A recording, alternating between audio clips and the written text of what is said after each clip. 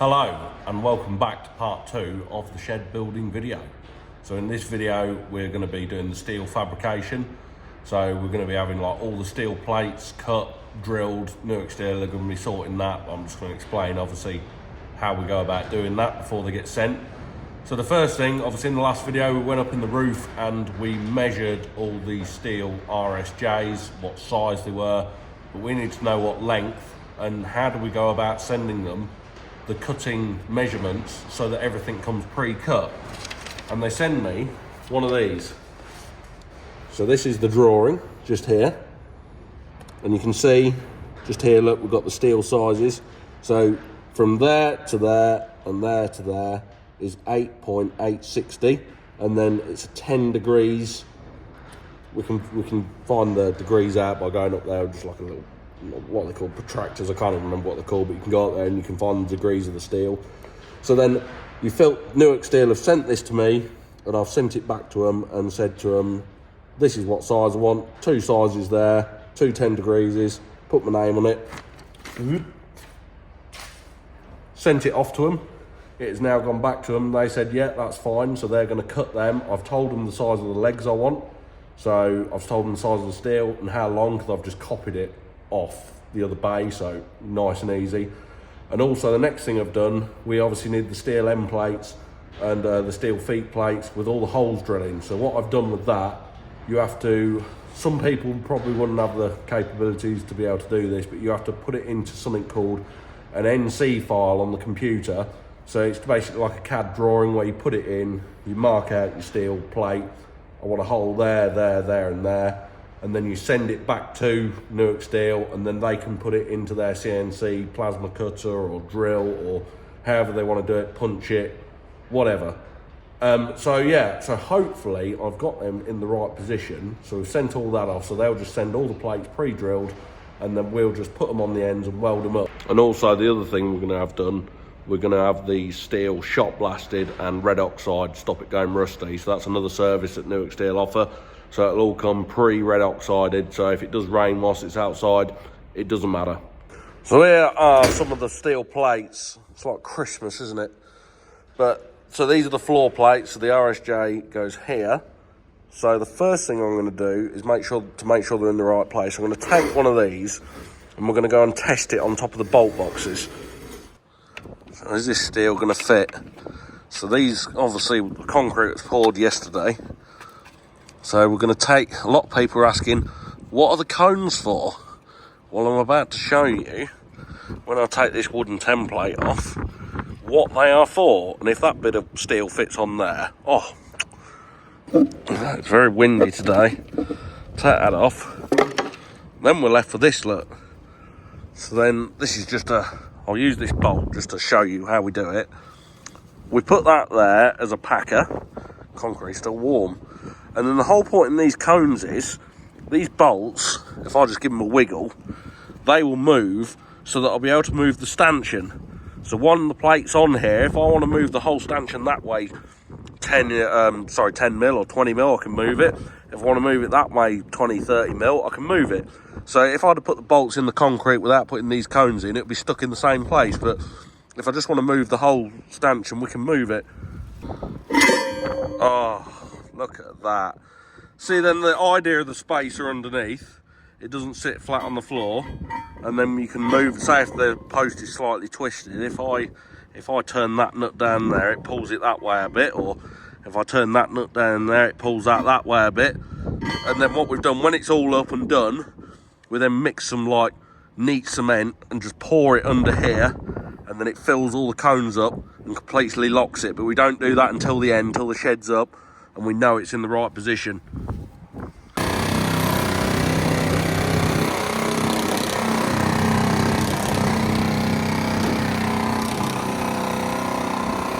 Just taking the old cladding off for the post, and we've obviously cut that end there for the door. So that will just nibbled all that out. So that's going to be where the put a roller shutter door in there, where the dryer's going to go just there. One of the next things we need to do, we need to figure out how we're going to join the wood to the existing shed, and I'm hoping to do it with some of this angle iron. So I'm going to cut a bit off and offer it up. So this bit here is to obviously support the wood. And then these two smaller bits of angle that I've got are obviously for those bits there like that, look.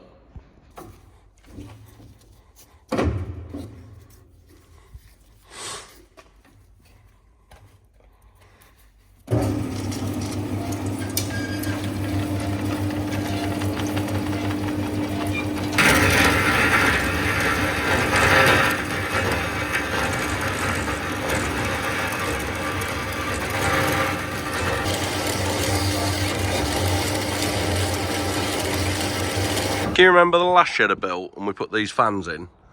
Well, now I can use the power takeoff for the fans just here to run the big welder up here. Fantastic.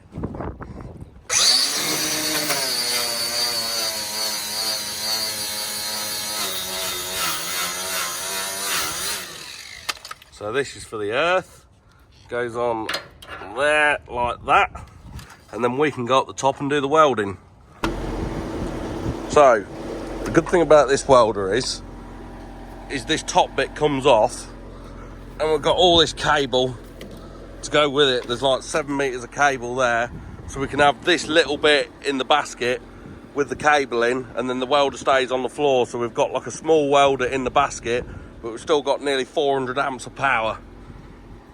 So, he's in the man cage. So we've got the welder, put him over there. Ready to go up, make sure that's got plenty of slack, and up we go. Going up here now. So those bits of angle iron I cut in a minute ago, we're going to try and have a look at putting them on the end here. Oh, let me show you. Got to go back down again. Forgot the welding helmet. So the problem that we have here is that usually the timbers stop in the middle about here somewhere like that. But obviously, because it's the end of a barn, they come all the way through to here. And I can't exactly just cut the timbers in half, because then I've got to take the roof off. So I think the easiest thing to do, that bit of angle I was just cutting in the bandsaw, I'm going to try and weld that onto there like that. So this hole here is for the wood, so that the new bits of wood will sit just on here like that. Put the welder in here. Turn her up a bit to 10 mil. There's obviously, can we see the cable dangling down towards the floor? There it goes down there, look. Let's do some welding. Oh.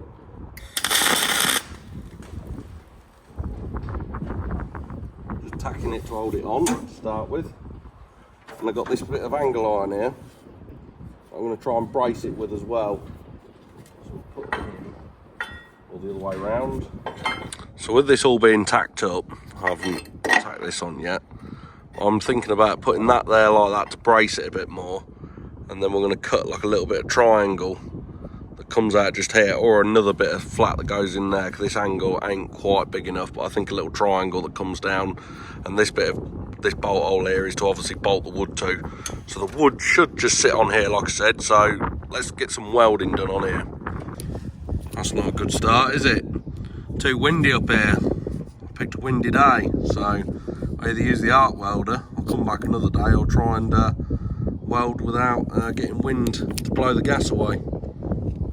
So you get the picture of what I'm trying to do there. Put these on, and they've got to be 16 of them all the way down here like that. I mean, some people might say, oh, why don't you just put the wood on the back there and bolt it to it, but I don't think it'll look right underneath. It won't be in line. It won't look very neat. So if it's all in line like this with that, and it all looks good. Yeah, it is well too windy today. Can you hear the wind? I'll leave the welding till tomorrow. And here comes all the RSJs.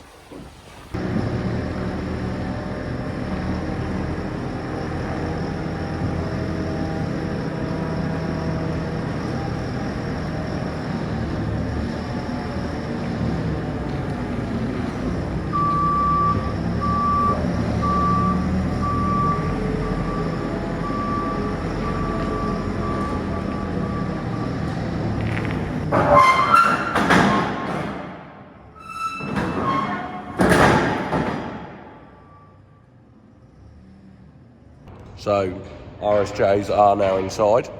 they actually did come on a different lorry because it came from a different depot. So Newark, where everything usually comes from, they didn't have this size in stock, so they just sent it from a different depot. So it just came a day later, which is fine, to be fair.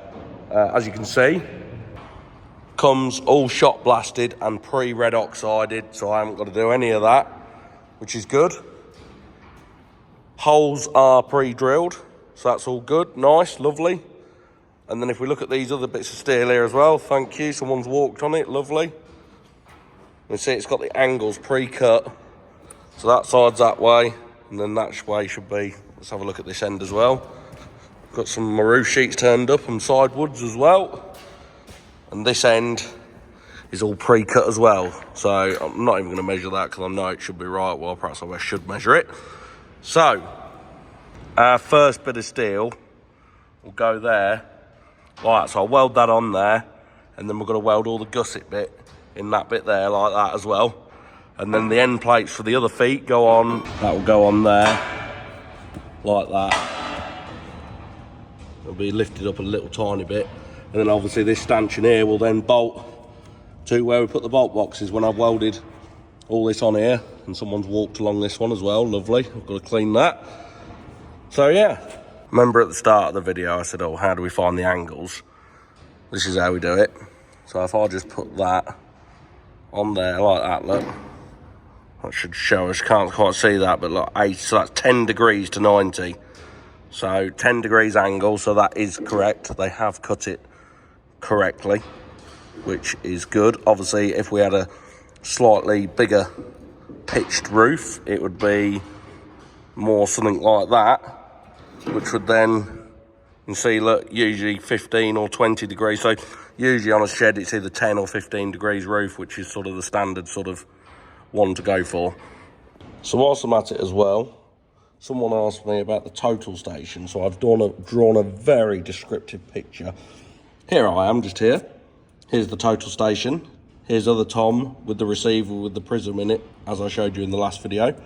And inside here, I've wrote it just here, an electronic optical distance meter and angle meter, which is inside here. So basically what it is, it's a telescope, a computer, and a reflector just here. And then the telescope is used to aim at a target, and then it measures the time, so that it will send like a laser beam out to there, and then when it hits that prism, it then sends the signal back to the total station, and then so it times it, how long that takes, and then the time is then used to calculate the distance that is away to there. So it's not actually that complicated. But, and also as well, someone said, how does it know where the shed is? So what we do before, we measure out the stanchions on the shed that we're working off, and we put it into a laptop and tell it we want the distance 60 foot wide and we want it 27.2 meters wide or whatever it was.